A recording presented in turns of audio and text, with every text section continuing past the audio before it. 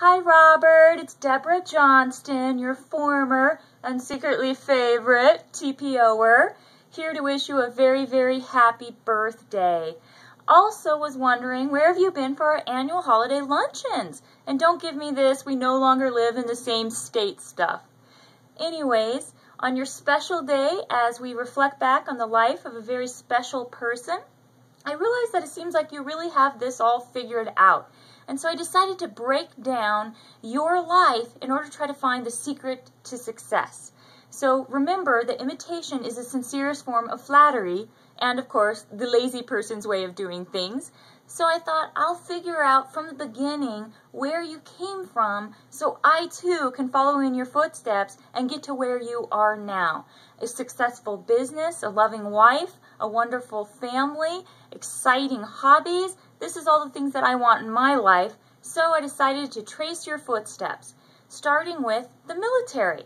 So I thought, I'm going to join the military as well. I'm sure this is where Robert started his foundation of discipline, integrity. Well, let's just say that didn't work out quite so well. When can you believe this? Boot camp is not about the shoes, latest styles. There was no boot shopping involved. So after that didn't work out, I decided to go on and look at your secret to business. Of how did you establish the successful business? What is really the secret there that made it happen? Then I realized, Jill. I would need Jill. So I decided to try another venue and thought about all of the charity and volunteer work that you do. So I decided to go ahead and also be a generous person and wanted to get involved. And so I went down to the local Rotary Club here and went to join. And believe it or not, they wanted me to do work for other people on my own time for free. And I thought there's got to be some employment laws around this. This can't be right. So I decided to move on to some of your hobbies and thought, race car driving, that sounds fun.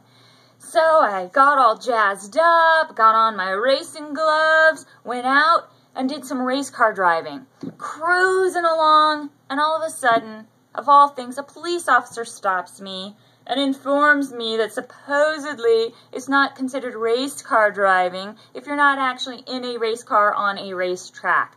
Ugh, semantics. So when that didn't work out, I decided, what is the other component that really makes Robert's life enviable? Family. Well, I am still working on that, but let's just say that it took longer than I thought it would to try to line up my surrogate mother, my wet nurse, and my nanny. So that's still in progress. So overall, just wanted to let you know I admire you. I would love to be able to imitate your success, as it looks like you have it all figured out. This is where I would actually toast you right now and say to Robert, but then that would mean I am drinking home alone.